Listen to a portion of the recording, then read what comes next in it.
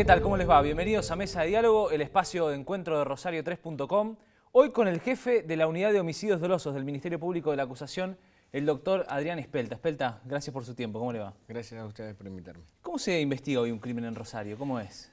Bueno, nosotros no tuvimos que de alguna manera prepararnos para como la manera de investigar. No es tan simple, no es algo que nos hayan enseñado en la facultad, sino que nos fuimos preparando con el transcurso de los hechos. Entonces, todo tiene que ver con el primer momento, el momento de la escena. O sea, vos llegás y ¿qué mirás? ¿Qué ves?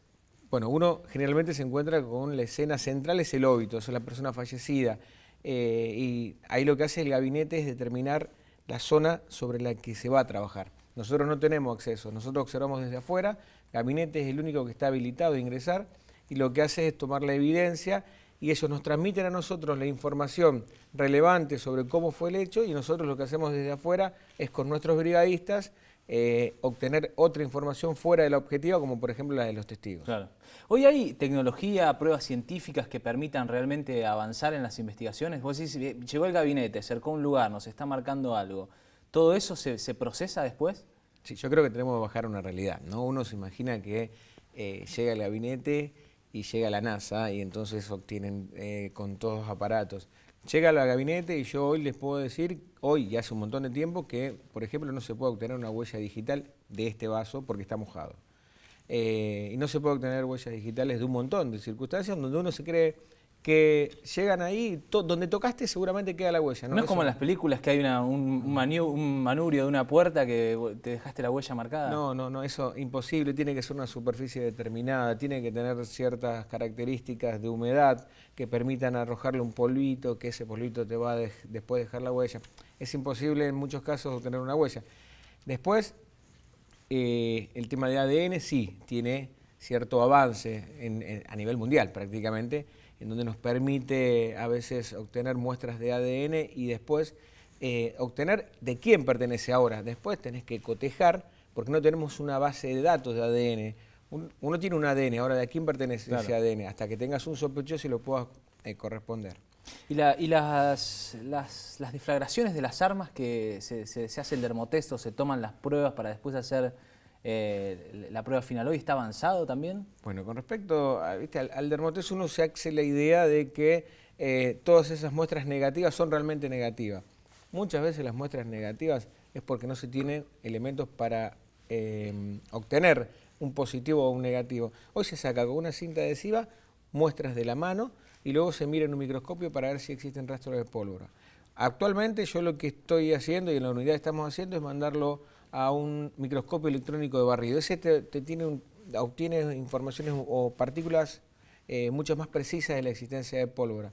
Y hoy en Rosario todavía no está en funcionamiento. Está el microscopio, pero no está en funcionamiento porque faltaría todavía capacitar a la gente que lo sepa de alguna manera instrumentar. Por eso lo mandamos a otras localidades. Hablando de capacitación, nombrabas a los brigadistas. Hoy los fiscales de homicidios tienen personal a cargo que trabaja específicamente para ellos y con sus casos, y que hacen el relevamiento que es el subjetivo, el de los testigos, el de calle. Claro, uno está en la fiscalía y no está saliendo a buscar la información. Entonces necesitamos de los que son nuestros ojos, hoy nuestros oídos, que son 2 brigadistas por fiscales.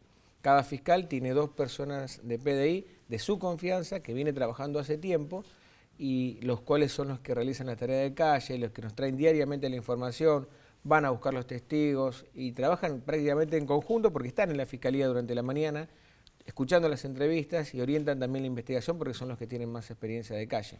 Vos decías que hubo un cambio no sé si un cambio de paradigma, pero que ustedes fueron aprendiendo desde el 2014 con la puesta en marcha del Ministerio Público de la Acusación, la conformación de la Unidad de Homicidios Dolosos, de la cual sos el jefe.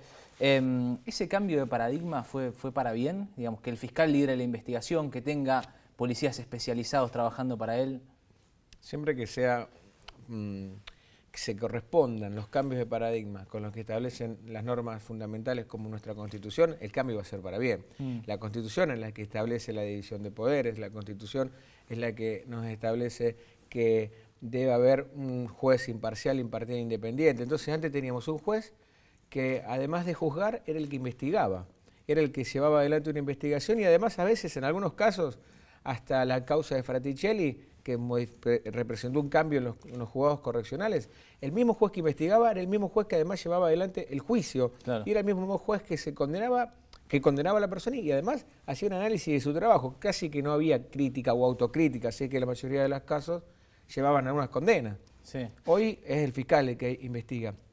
Es el fiscal el que lleva adelante esta suerte de recabar evidencias hasta ponerse a la disposición de un juez en un juicio oral en donde producimos la prueba en una transparencia total, porque esa oralidad nos permite que todos tengamos acceso, como hoy hasta ha cambiado el paradigma para los mismos medios, porque hoy los medios tienen más acceso a la información. Claro. Y hoy lo podemos ver en las noticias.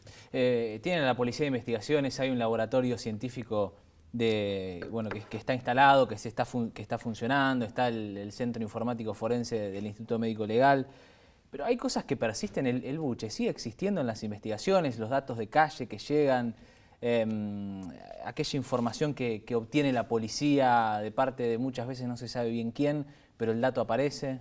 El dato aparece, lo que no lo puedo es utilizar formalmente, ¿no? Uno puede orientar la investigación en base a esos datos, tal vez, pero no sirve para justificar un pedido o una imputación, no sirve para justificar una acusación y mucho menos sirve para justificar una condena por simples datos de calle, en razón de que si bien existe el dato, hoy la oralidad nos permite que lo único que sea valorado al momento de condenar a alguien es lo que se produzca en una audiencia de debate. Y el dato de calle evidentemente no se va a poder producir nunca en una audiencia de debate, por eso no lo vamos a poder utilizar.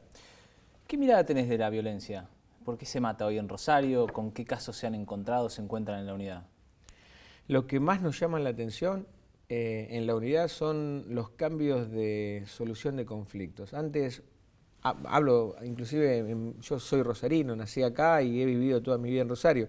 Uno tenía diferencias con alguien y eso no te hacía más o menos violento. Vos tenías diferencias con alguien y se resolvían tal vez discutiéndolo. Y a veces hasta lo más grave que se iba era a una pelea. Hoy esos conflictos, pero no llegan ni a la discusión. Antes de empezar a discutir, se terminan resolviendo con la utilización de armas de fuego. Creo que hoy lo que es violencia es sinónimo de armas de fuego en la gran cantidad que tenemos en la ciudad de Rosario. Y eso de alguna manera se repercute en los números que fuimos viendo de homicidios. Porque no es lo mismo resolver un conflicto con una discusión, una pelea, un empujón, que resolverlo con un arma de fuego. El resultado va a ser totalmente más gravoso, pero es una cuestión obvia. Seguro. ¿Y los menores? Ustedes no persiguen a menores, está la justicia de menores, pero permanentemente en los hechos o en las escenas se encuentran con que a lo mejor el autor, un partícipe o alguien que aparece como encubridor es un menor. Yo creo, Hernán, que nosotros a eso tenemos que apuntar, y creo que la Fiscalía General está apuntando a incluir dentro de las investigaciones nuestras la de los menores. Te doy un caso ahora reciente, el de una chiquita fallecida con un disparo de arma de fuego. El autor material es un menor, pero quien lo llevó en la moto al lugar del hecho es un mayor. Nosotros seguimos investigando la cuestión es del mayor o la participación del mayor y el juzgado de menores está investigando la del menor. Podemos llegar inclusive a un escándalo jurídico. ¿Cuál sería? Que alguna vez nosotros condenemos al partícipe por haber colaborado, por ser mayor, y el juzgado de menores no logre condenar al autor material, tal vez por un error o tal vez porque no tienen evidencia suficiente. Claro. Y eso sería la verdad que un escándalo jurídico. Por eso estaría, aparte por una cuestión de igualdad, ¿por qué a los menores o a los que sean víctimas de hechos de menores no le vamos a dar la posibilidad de ser investigado por un organismo preparado para esto como es la Fiscalía de Homicidio? ¿Para vos tienen que derivar a ustedes o hay que bajar la edad de imputabilidad? Y eso sería también una cuestión para la persecución penal. Dos temas distintos y los dos te diría que sí. Es decir, nos tendrían que derivar a nosotros, más allá de cualquiera sea la edad de inimputabilidad, lo cual es un tema que merece un análisis mucho más profundo, pero que mi posición es que no existe una edad determinada de inimputabilidad. Yo creo que hay que analizar cada caso en concreto. Claro. ¿No? Como uno analiza cada caso en concreto de quien es inimputable por trastornos mentales y requiere de un estudio, de una junta médica, también hay que hacerlo con los menores. Hay veces que los menores de 15 son tal vez merecedores más de penas que un mayor de 18, pero eso es un tema que deberíamos evaluarlo, merece un análisis mucho más profundo. Hablaste de menores, ¿hay sicariato en Rosario? ¿Usan a los menores para matar a cambio de dinero? Por esta misma razón, porque evidentemente en caso de que sean descubiertos los autores, los menores, que además utilizan armas de fuego, violencia o resuelven estos conflictos, como hablábamos antes, de forma violenta, lo utilizamos, ya que están acostumbrados a resolver los conflictos así, los utilizamos de esta manera. Y además saben que la condena o el castigo va a ser menor o no van a tener en muchos casos castigo. Pero esto ha sido tanto para el sicariato como para la venta de estupefacientes. Claro. En los búnkers se ponían menores o mujeres embarazadas por una simple razón, que recuperaban la libertad a las pocas horas. Eso ha sido también, o sea, el delincuente hoy analiza las consecuencias del sistema penal. Ser fiscal es lo que esperabas cuando salieron los nombramientos del Ministerio Público de la Acusación, que es relativamente nuevo en Rosario, que era un cambio de paradigma, una nueva forma de investigar e inclusive de desempeño en el Poder Judicial. Muchos tienen la idea en la cabeza, cierta o no, que el Poder Judicial funcionaba de 7 a 1 o que al mediodía cortaba. ¿Cómo es ser fiscal hoy? ¿Cómo es el desempeño? ¿Cómo es la tarea? Bueno, yo antes de ser fiscal era abogado defensor, con lo cual no tenía un horario de entrada ni de salida. Y creo que la Fiscalía hoy trabaja así, de esa manera, como un gran estudio jurídico, porque nosotros no tenemos ni horarios de entrada ni horarios de salida. Tenemos que cumplir ciertos horarios o horas obligatorias, pero que en realidad no son analizadas ni debemos de alguna manera rendir cuentas porque las superamos ampliamente. Y como estudio jurídico, como un estudio jurídico que actuamos nosotros, es lo que yo me imaginé al momento de entrar a la Fiscalía. Y es más, yo tenía una expectativa menor de la que logré satisfacer dentro de la carrera. La verdad estoy muy contento y me gusta ser fiscal, me gusta hacer lo que hago. Y hoy por hoy, teniendo posibilidades de opciones por otro lado, no las cambiaría. Si las tuviera, no las cambiaría. ¿Te impresiona una escena? A lo mejor ahora no, pero al comienzo, ¿te impresionaba una escena? ¿Te impresionó algún caso en particular? ¿Algo que te haya impactado personalmente?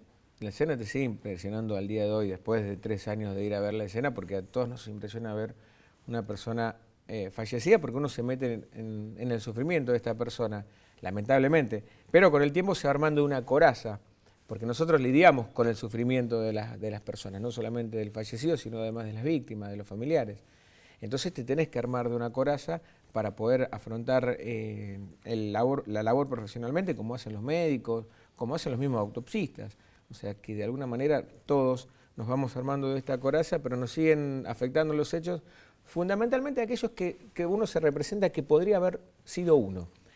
Muchas veces te pasa que vos decís, yo soy padre de familia, tengo hijas, tengo una hija y muchas veces las víctimas tienen la edad de mi hija y vos sabés que eso a veces claro, me lo represento y me puede llegar a afectar. Pero bueno, ya te digo, la labor profesional nos hace de hacernos de coraza para poder seguir. Seguro. ¿Y algún caso en particular que vos recuerdes, que te haya afectado, que te hayas puesto en la piel de la familia? No sé si están en contacto con las familias habitualmente, con las familias de las víctimas, ¿no? Y en la persecución del delito de los posibles autores. Todos los casos de alguna manera te afectan, porque a veces uno habla de números, de estadísticas, pero atrás de cada número hay una persona, una familia, un nombre y apellido. Entonces como que todos te afectan, pero lo importante de esta labor es que te afecten para trabajar o te afecten mientras estás trabajando y puedas volver a tu casa y, como hago yo, sacarme el saco y volver a ser un ciudadano normal. ¿Y a la noche no te afecta en la vida personal? ¿No llegás al trabajo cansado, triste, golpeado? ¿No sentís eso? O a lo mejor tenés alguna receta, ir al gimnasio, hacer boxeo, ir a la cancha, salir a correr. No sé, la otra vez vino el ministro de Seguridad y contaba que sale a correr o hace boxeo, por ejemplo. Sí. Uno llega cansado como cualquier persona, no es que uno hace más ni menos. Llega cansado como todo trabajador que se vuelve a su casa y el cansancio psicológico al cual vos te referís es lo que yo te decía, tratar de dejarlo en la oficina, pero lo calmás o si querés lo canalizás. Yo por lo menos lo hago corriendo o lo hago haciendo actividades que te aparten de esto con mi familia, con mi hija. De esa manera yo lo que logro con eso es apartarme de lo que hago todos los días. ¿Y la cancha no te aparta, ir a la cancha? Sí, también salís más enojado. No, voy a la cancha, me aparta de ir a la cancha, canalizo en la cancha, mucho menos que cuando era joven. ¿Comportamiento institucional o comportamiento personal en la cancha? A veces voy como institución porque viste que hay un fiscal en cada estadio. A veces voy como cualquier otro ciudadano y ahí, bueno, canalizo, pero mucho menos que lo que hacía cuando era joven. ¿Ibas a la Popular en algún momento? Sí, y canalizaba mucho más que ahora. ¿Están expuestos los fiscales de homicidios? ¿Sienten que que a lo mejor su trabajo los puede exponer a situaciones de violencia, que las bandas hoy a lo mejor están más organizadas, tienen o se van cruzando límites o barreras? Sí, estamos expuestos. Porque yo siempre lo digo, estamos en la audiencia, nosotros nos maltratamos, pero sí decimos cosas de las otras personas, de los imputados, hablamos sobre conductas, les imputamos hechos, les decimos que mataron a una persona, atrás están los familiares, nosotros no los vemos. Y los familiares de alguna manera creen en la versión del imputado, creen en la versión de su familiar y uno sale de ahí y están ahí al lado de uno, salgo a la calle y están los familiares ahí al lado. Pero bueno, son circunstancias de exposición propia del trabajo. Nunca tuvimos ningún inconveniente. ¿No sufren amenazas hoy los fiscales? No. ¿Usan custodia? ¿Tienen custodia personal? Para la escena del hecho solamente, porque por una cuestión de protocolo. Pero no tenemos custodia personal porque no la necesitamos. ¿Hay medidas de seguridad que estén tomando, que tomen? No, medidas de seguridad normales que toma cualquier ciudadano, no son medidas de seguridad especiales. Solamente, ya te digo, nosotros tenemos un protocolo que nos obliga a ir a la escena del hecho con custodia, con el chofer, que además es custodia nuestro, pero fuera de eso no tenemos ningún otro tipo de protección porque, bueno, ya te digo, estamos en la misma situación que cualquier otro ciudadano, o sea, nosotros no estamos más expuestos que otros. ¿Cuánto dura hoy un proceso? Desde el día del hecho hasta que a lo mejor se logra una condena. ¿Cuánto es más o menos el promedio que tiene hoy la justicia en Rosario? Hoy la justicia de Rosario lo que tiene es mucho tiempo muerto, porque llamo tiempo muerto el tiempo en el que la Fiscalía junta toda la evidencia, acusa, luego se celebra la audiencia preliminar y después se espera la fecha del juicio. Ahí pasa un tiempo prolongado entre que se terminó todo lo que había que hacer y esperamos la fecha del juicio. Todo a raíz de atrasos, pero que no pertenecen ni a la Fiscalía ni a la Defensa. Son atrasos, tampoco a los jueces, sino a la Secretaría que organiza las agendas de los jueces. Eso es lo que te puede llegar a ampliar el plazo. Pero normalmente, entre un hecho, porque hay que diferenciar los hechos en donde la evidencia está el primer día y los que hay que salir a buscarlos. Pero si el hecho está la evidencia en el primer día, creería que dentro del transcurso del año la persona tiene que estar condenada. Si se llevaran a cabo o si se respetaran todos los plazos.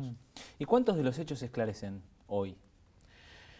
Bueno, eso ha ido en aumento directamente proporcional o inversamente proporcional a la baja de los homicidios, porque así como el número de homicidios ha ido retrocediendo, hemos notado una merma importante, también hemos aumentado los números de esclarecimientos. Yo puedo hablar, porque no tengo la del año todavía, porque se terminaría ahora el semestre, pero puedo hablar personalmente, en mis últimos 2 turnos hay un solo hecho donde no tengo el autor individualizado. Yo creo que en general la Fiscalía está manejando un porcentaje del 70% de hechos esclarecidos. ¿Esclarecido es con autor imputado en audiencia oral y pública? ¿Cuánto como menos? Mínimo. O si no imputado es con pedido de captura. Pero tenemos el nombre del autor y sabemos quién es y a quién hay que ir a buscar en caso de que no lo tengamos detenido. ¿Y qué dificultades hay hoy para probar un hecho? ¿Los testigos son un problema? Los testigos, en realidad... Quiero decir, no es que los testigos sean un problema, sino que a los testigos les cuesta a lo mejor volcar toda esa información en una causa judicial. Entiendo, cuando me decís el problema de los testigos, el problema es de brindarle seguridad a los testigos. Los testigos se sienten desprotegidos, porque no te olvides que en el mismo lugar donde vive la víctima, ahora con estos conflictos interpersonales vive el imputado, pero además viven los testigos, y todos en la misma cuadra, si se quiere, el mismo barrio. Y los familiares y los amigos. Y los familiares, y uno dice, bueno, pero el imputado está preso, sí, pero los familiares no están presos. Los amigos del imputado no están presos. Y los testigos dicen, yo no voy a declarar, porque esta gente, así como mató a este, no nos olvidemos que nosotros hablamos de homicidio, o sea, siempre hablamos de gente que mató a otra.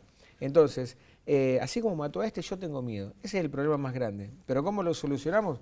Nosotros tenemos un sistema primero de preservar la identidad, como primer medida. Y después, avanzando, tenemos un sistema de protección de los testigos que ha sido muy útil, ha traído muchos resultados y tiene un límite. El límite es el juicio. Ahí nosotros no lo podemos preservar, en el juicio tienen que dar la cara, nombre y apellido. O sea, el testigo puede ser testigo de identidad reservada hasta el momento del juicio.